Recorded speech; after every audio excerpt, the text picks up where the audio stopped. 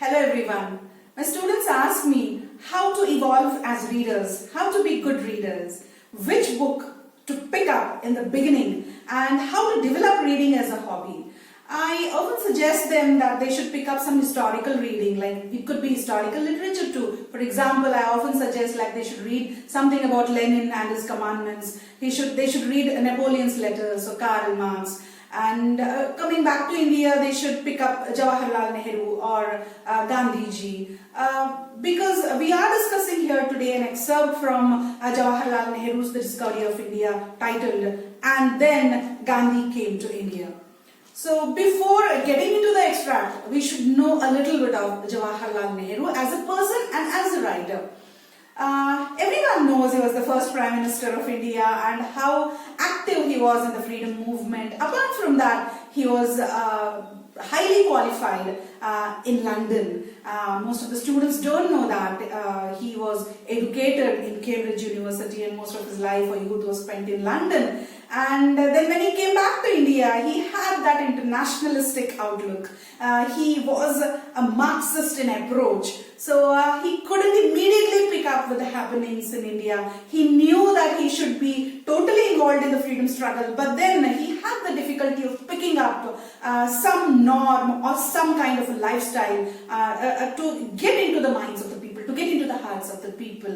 Somehow, I don't know whether it is destiny. It was a fortunate period for India that Gandhi entered India at the right time when Jawaharlal Nehru was thinking all about the freedom movement and his participation into it. Then now let us go back to Gandhiji. Gandhiji had almost spent 21 years in Africa, and you should also remember here that much of the patriotism that we see in Gandhi was simply not evolved. His first inspiration was John Ruskin and his Unto His Last, when he read the whole text at the stretch when he was traveling in a train. It was gifted to him by a friend of his in the compartment itself.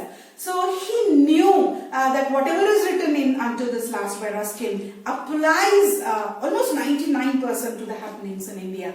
Now, after having spent, as I said, 21 years in South Africa, I don't know whether he literally wanted to come back to India, but then his health fell off. He became slightly asthmatic, and the doctors advised him that immediately after the treatment in England he should return back to India because of the climatic conditions. So it was a must for him and a blessing for us as Indians that it was in 1915 Gandhiji entered India. And as I said, his ambition was that after reading John Ruskin, his only goal in life was that he should devote himself to the service of people, that is freedom struggle. And then he came in the year 1915, he studied India, and it was only in the year 1918 that he stepped into the Indian National Congress and he started his freedom struggle. Then, this is all about Gandhi. Apart from that, to speak about Nehru or Gandhi, or before getting into that particular article of Jawaharlal Nehru, Gandhiji as well as Nehru were huge writers. They were brilliant writers in English. Both were highly educated outside and abroad. So Nehru came up with very beautiful works. You should have a knowledge of it. He has 5 beautiful contributions to English literature: The Discovery of India, and then Letters from Father to Daughter, to Indira Gandhi, and then he has his autobiography. Then he has world history in the first phase and then world history in the second phase. So in the Discovery of India itself, you have the history of whole India, but then when it comes to world history, there is of course a reference to India, but in part and parcel. And this excerpt is taken from Discovery of India. Now coming back to Gandhiji as a writer, of course, who doesn't want to read his autobiography? And there are many articles published by Gandhiji. So these people, as people of literature, have not only contributed to the youngsters, but they have also inspired the freedom movement of those days, directly or indirectly. Now, is there any resemblance between the personality types of Nehru and Gandhiji? Because as I told you, Nehru believed in Sampurna Purna Swaraj, complete freedom, and he believed in the Western philosophy. He believed in international relations, and he believed that India alone cannot get its freedom. So it has to have its aid from the foreign countries, because the world war had just ended, and England, the entire UK had flourished in the world war against its opponents. So he was in some way, he knew that he should take up something from this world war and use in the freedom movement of India. And on the other side we had Gandhi, of course. He has also returned from two great nations, England and Africa, but then he believed in complete nationalism. He always sat with a spinning wheel. He did not believe much in science and advancement. He did not believe in luxuries, and he believed in becoming one with the masses. And this is what often surprised Jawaharlal Nehru, because he thought, yes, it's right to make a place in the minds, in the hearts of the people, but then the distance that a leader has to maintain from the masses, there was always a kind of argument between the two. So these were sometimes, if you look at the personality types, they were two opposite poles. But then the kind of affection, love and faith they had for each other was tremendous. And not only that, they often influenced each other, they often inspired each other. And Gandhiji knew that Jawaharlal Nehru would be his political heir. So this is all on their political and personal side of life. But then coming back to what Jawaharlal Nehru has written in his excerpt, and then Gandhi came to India, which is found in The Discovery of India.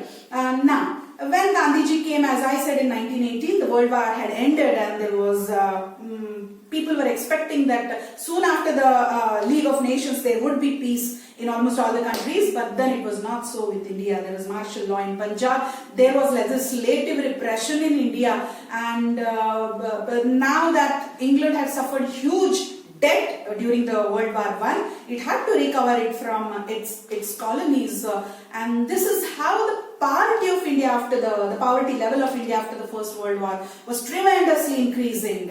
And in this state of mind, it was very difficult to fill into the minds of the Indians a kind of a immediate patriotic feeling. It was very difficult. Jawaharlal Nehru, someone wanted to do that immediately. But then Gandhiji did not think so. He thought that it's a steady fight.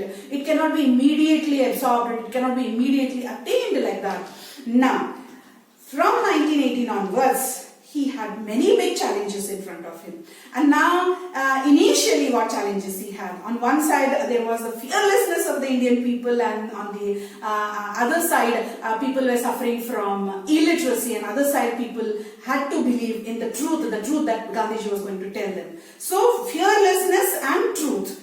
These two things, Gandhiji wanted to teach, rather preach his people, which was quite challenging, because if you think of this particular word fearlessness, it is not that easy to understand, because from the days that the British entered India and from the days that they started invading Indian territories, they have fed into the mind of a kind of a fear that they are inferior to the West. And however rich their culture is, however rich they are economically, they are not capable of overcoming foreign countries or Western countries because of their illiteracy and because of their lack of knowledge, or world history, which the common Indians could not have. And also because India was a country of villages, it is of course now also a country of villages.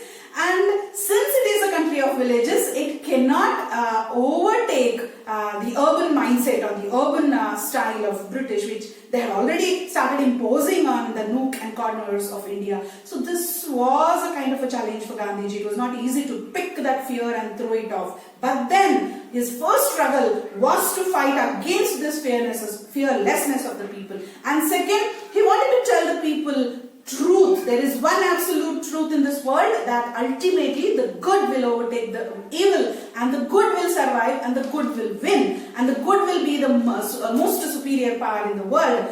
Now, these two things were not that new to us, but then looking at the contemporary situation of those days, suffering from the World War I and the increasing poverty on the other side, these two things could not be convinced that easily by Gandhiji. Nehru was a keen observer of Gandhiji. This discovery of India was written when he was arrested from Quit India movement, and he was in the jails, and he is recalling back the situations that happened in the past. So now, when Nehru was observing Gandhiji, he was literally having a doubt in himself that will Gandhiji overtake all these two? But in the coming years, as time passed, as Gandhiji was slowly becoming a national leader, he was approaching masses, he had almost won the minds and hearts of the people with regards to their fearlessness and with regards to truth. The people had understood what Gandhiji wanted to tell them. And then that was not the end. There were other hurdles also for Gandhiji which were equally tough to overcome. Gandhiji had 5 more hurdles to overcome. Sati, child marriage, untouchability, bringing together the minority sections, and then creating an awareness of the human rights, and above all this, creating a kind of a psychological reformation in the minds of the rustic rural people. So Gandhiji did not believe that he should make some part of India as a center point and work from here. He had to travel from place to place. He had to meet the rural uneducated people. So then would he, as a person having educated in some foreign country, having spent so many years abroad, present himself as he is in front of the people? So he had to meditate over this issue.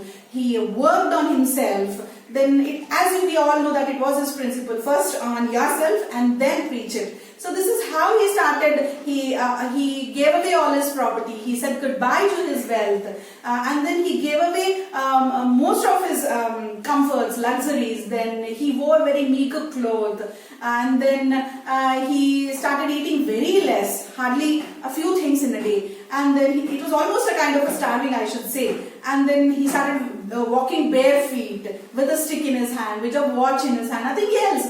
Miles together he used to walk. And we know very much of the Dandi March. So it is how he had to work from village to village, and he had to ask his followers to work over this day and night. After having done all this, what Nehru wants to say over this? He was a keen observer of Gandhi, and initially, as I said, he might not have believed in the principles of Gandhiji, but looking at this sudden happenings in the life of India, in the life of the people of India, and the revolutions taking place in the life of Indians, that he had a Gandhian spell over him. He almost became a Gandhi, and this is how the intimacy between Jawaharlal Nehru and Gandhiji went on for a long time. And apart from that, when it came to the freedom struggle and when it came to the Indian independence, Jawaharlal Nehru knew that Gandhiji had his own dreams, Gandhiji had his own targets, even after the freedom movement was successful, or even after India would become a republic. So this is the kind of relation that Nehru and Gandhiji had. But students, apart from all this, what are we going to learn from this particular piece of literature is that how is it that you become a mass leader? Becoming a leader of a small group or a small institution is quite a different thing. But then you want to dream of becoming a mass leader. So these are the beautiful people behind you who are there to bless, who are there to lead you kindly, light. So hope you enjoyed this lesson. Thank you.